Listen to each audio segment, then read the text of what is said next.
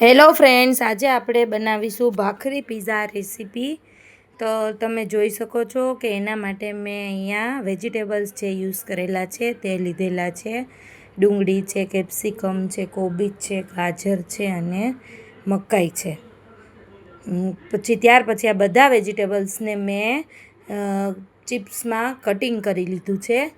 આદુ મરચાંની પેસ્ટ લીધેલી છે જે, અને પહેલાં મકાઈના બીન્સ કાઢી લીધા છે. ત્યાર પછી મેં અહીંયા યુઝ કરેલા છે ટોમેટો સોસ છે, પીઝા સોસ છે, નમક છે, ઓરેગાનો, ચીલી ફ્લેક્સ, ચીઝ.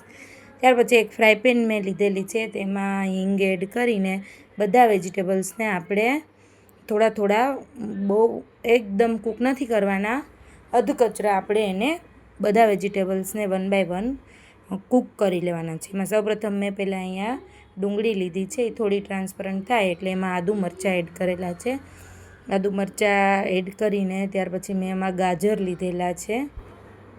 ગાજર એડ થઈ જાય પછી એને થોડી વાર ફ્રાય થવા દઈશું. પછી 1 મિનિટ માટે એને કૂક થવા દઈશું. 1 મિનિટ થઈ જાય ત્યાર પછી તમે જોઈ શકો છો કે ડુંગળી, ગાજર બધું કૂક થઈ ગયું છે. ત્યાર પછી મેં બીજા કેપ્સિકમ છે, કોબીજ છે અને મકાઈ છે, એ બધા વેજીટેબલ્સ આમાં એડ કરવાના છે અને થોડા તેલમાં ફ્રાય થવા દેવાના છે. અને મેં એમાં સહેજ મરીનો પાવડર એડ કરેલો છે, સ્વાદ પ્રમાણે નમક એડ કરેલું છે. ત્યાર પછી હું અહીંયા ભાખરીનો લોટ બનાવું છું, જે ભાખરી બેઝ બનાવવા માટે.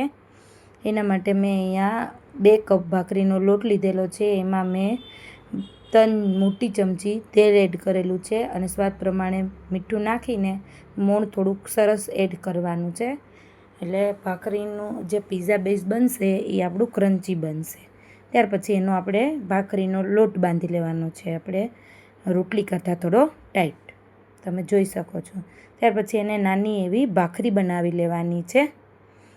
અને આપણી ભાખરી રેડી કરીને એને આપણે ફ્રાય પેન એક ગરમ કરવા મૂકવાની છે.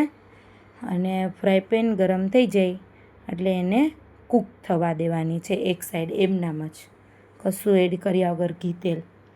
અને એ ત્યાં થોડી કૂક થઈ જાય એટલે પછી એને બીજી બાજુ બી આવી ટ્રાન્સપરન્ટ આપણે કૂક થવા દેવાની છે.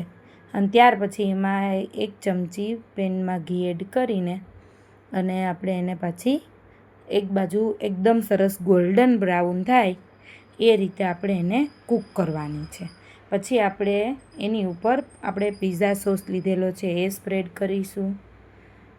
અને એ સ્પ્રેડ કરીને ત્યાર પછી એમાં આપણે ટોમેટો સોસ લેવાનો છે, જે આપણે એને બી એકદમ સરસ રીતે સ્પ્રેડ કરી દેવાનો છે.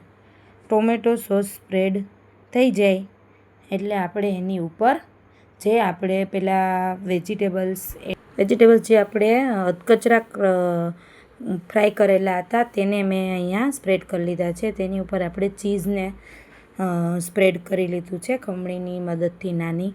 અને એની ઉપર આપણે ઓરેગાનો અને ચીલી ફ્લેક્સને સ્પ્રિંકલ કરી લીધા છે. અને તે બધું થઈ જાય રેડી એટલે એક ફ્રાય પેનમાં મેં 1 ચમચી ઘી ગરમ કરવા મૂકેલું છે. પછી બીજી બાજુ આપણે જેવું પહેલી બાજુ ગોલ્ડન બ્રાઉન કર્યું હતું તેવું એને થોડીવાર ગોલ્ડન બ્રાઉન થવા દેવાનું છે, મીડિયમ ગેસ પર થોડીવાર ઢાંકી દેવાનું છે. એટલે ચીઝ એકદમ સરસ મેલ્ટ થઈને આપણો પીઝો રેડી છે.